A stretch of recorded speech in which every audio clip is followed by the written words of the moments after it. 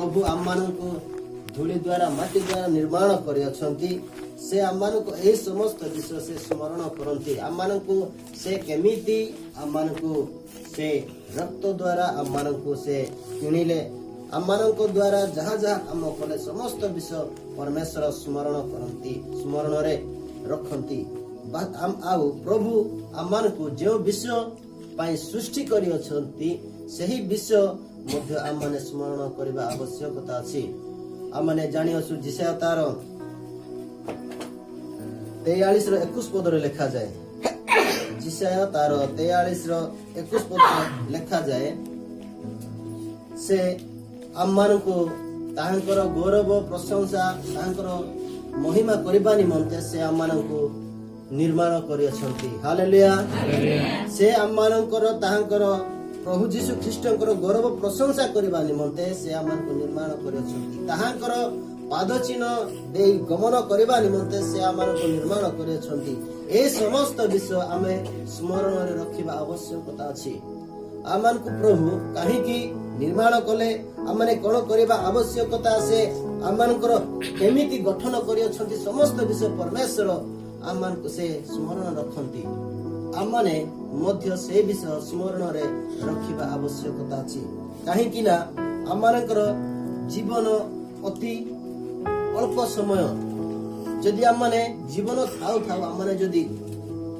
एही प्रभु को धन्यवाद देई महिमा करिबा नहीं ताहाले आमनकर समय आउ कम आमनकर बाइबल रे लेखा अनुसार जने मनुष्य अति बेसी से 70 वर्ष कि 80 वर्ष बड़ सकाशे से रही पारिबो किंतु ताहा भी ग्यारंटी नहीं ये 70 वर्ष कि 80 वर्ष रहिबो बोल के कार ग्यारंटी अछि कि नहीं सेथि पई हमें से समस्त विषय नहीं हमने परमेश्वरंकर सम्मुख रे हमने सदा सर्वदा स्मरण रे हमने मध्य रखिबा आवश्यकता अछि मोर जीवन एही परी हमने गोटे खुलिबा याकूब तार 4:14 पद पढंतु मु आज केतोटी मु मनुष्यर जीवन केमिति एही केतोटी विषय आपण मानक सम्मुख रे रखिबा को चाहे याकूब तार 4:14 किंतु काली कोन घटिबो ताहा तो तुमे माने जानो ना देखंतु काली कोन घटिबो ताहा तो तुम्हे माने जानो नाही हम माने केही मध्य जानिबा नाही मो द्वारा काली की कोन घटिबो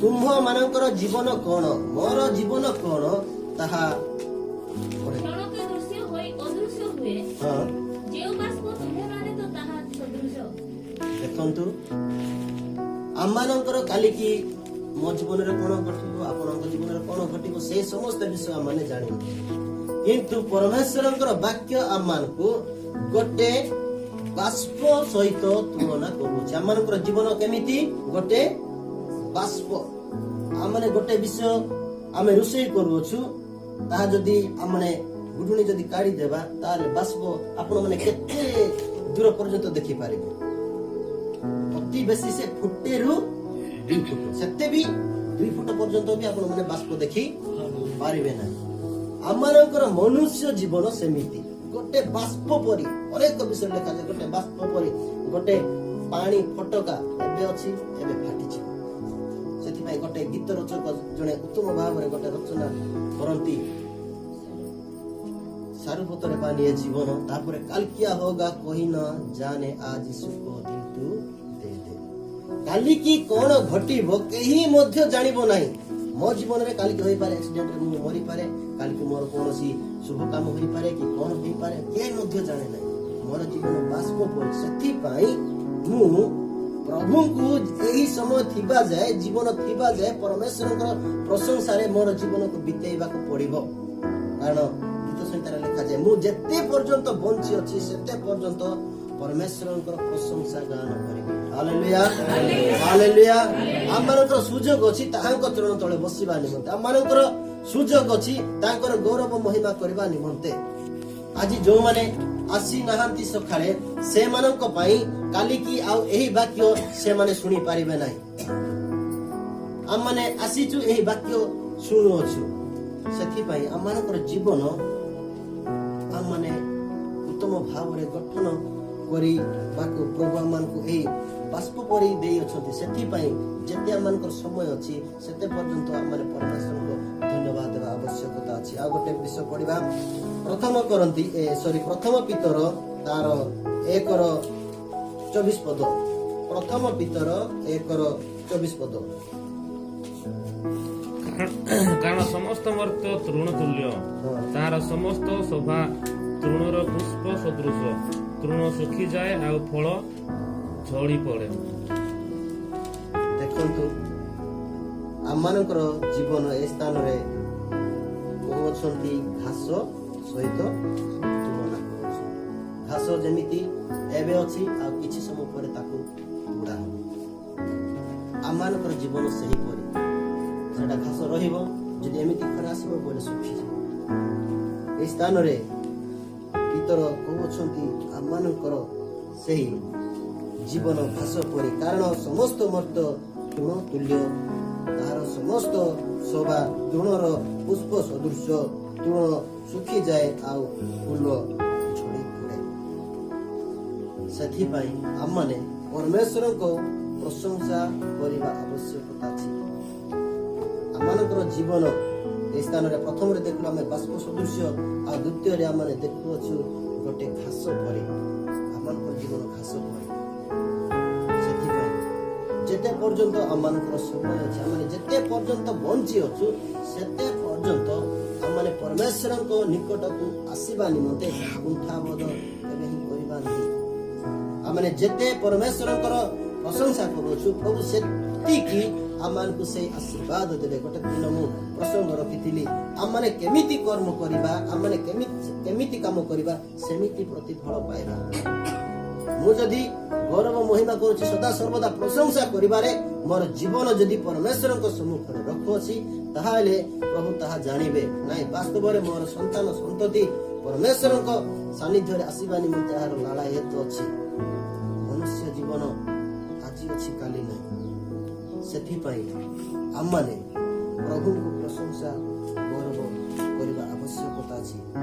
ବାସ୍ତବରେ ପ୍ରିୟ ମୋର ମଣ୍ଡଳୀ, ଆମମାନଙ୍କର ଜୀବନ ପରମେଶ୍ୱରଙ୍କ ଠାରେ ସମର୍ପଣ କରିବା ଆବଶ୍ୟକତା ଅଛି। ଆମମାନଙ୍କର ମନ ପ୍ରାଣ ଆତ୍ମା ତାହାଙ୍କୁ ଦେବା। ସେ ଜାଣିବେ, ଯଦି ଆମେ ଦେବା ନାହିଁ ତାହେଲେ ଜାଣିବେ ନାହିଁ। ଯଦି ଆମେ କୌଣସି ବିଷୟ ଯଦି ପାଉଛୁ ତାହେଲେ ସରକାର ଆମମାନଙ୍କୁ ଆଧାର କାର୍ଡ ଦିଅ ବୋଲିକି ମାଗିଲେ ଆମେ ଆଧାର କାର୍ଡ ଦେବାକୁ ପଡୁଛି।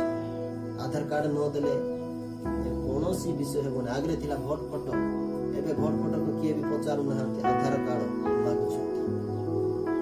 ଆମମାନେ ଜୀବନରେ ଯଦି ଆମମାନେ କଣ ଯଦି ଅସୁବିଧା ହେବା ତାହେଲେ ମୋର ପିଲାମାନେ କିଛି ପାଆନ୍ତୁ ବୋଲିକି ଆମମାନେ ଲାଇଫ ଇନ୍ସୁରାନ୍ସ କରୁଅଛୁ କି ନାହିଁ?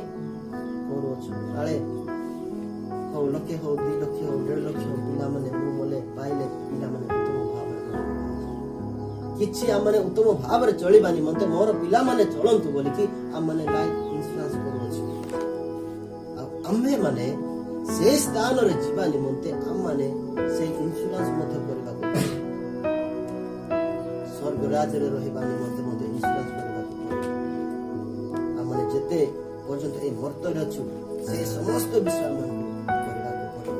ଯଦି ଆମମାନେ ପରମେଶ୍ୱରଙ୍କ ସହିତ ଯଦି ଆମମାନେ ଇନ୍ସୁରାନ୍ସ କରିଅଛୁ ତାହେଲେ ପ୍ରଭୁ ସେ ସ୍ଥାନରେ ଆମମାନଙ୍କୁ ଏହି ସମସ୍ତ ବିଷୟ ଆମମାନଙ୍କୁ ଦେବେ।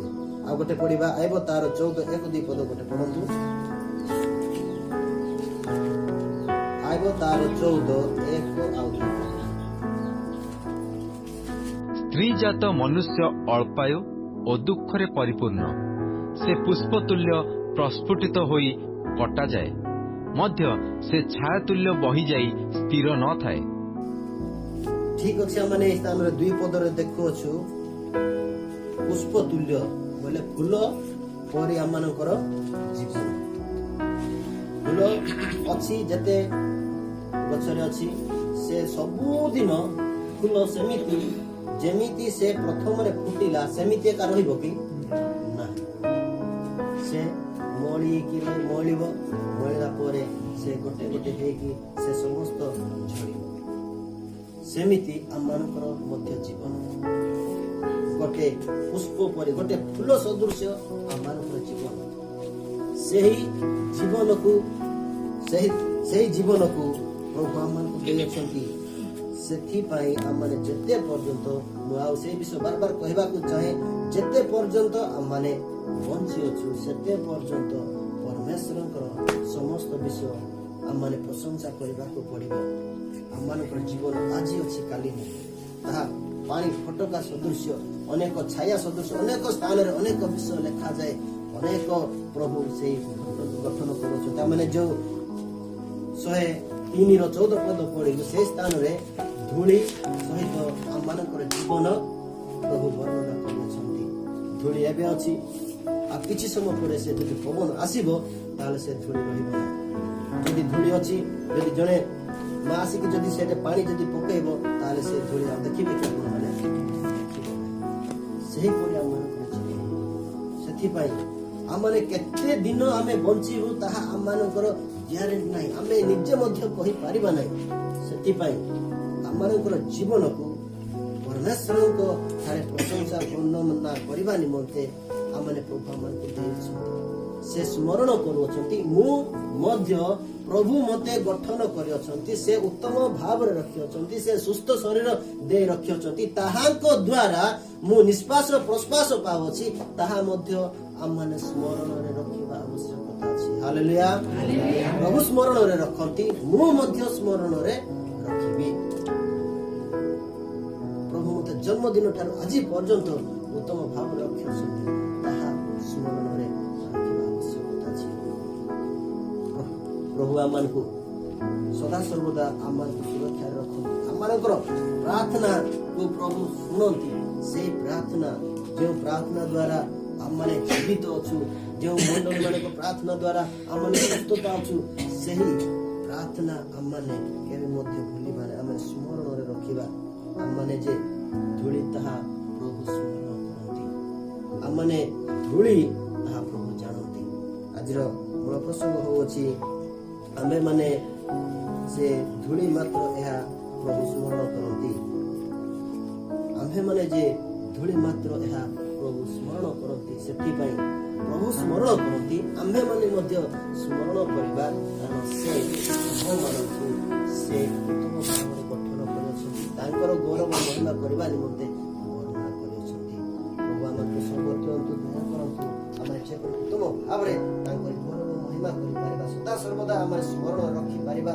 ଆଉ ଆମମାନଙ୍କର ଜୀବନ ଯାହା ଅଛି ତା କ୍ଷଣ କାଳ, ତା ସଦାସର୍ବଦା ଆମେ ପରମେଶ୍ୱରଙ୍କର ଗୌରବ ମହିମା କରିବା ନିମନ୍ତେ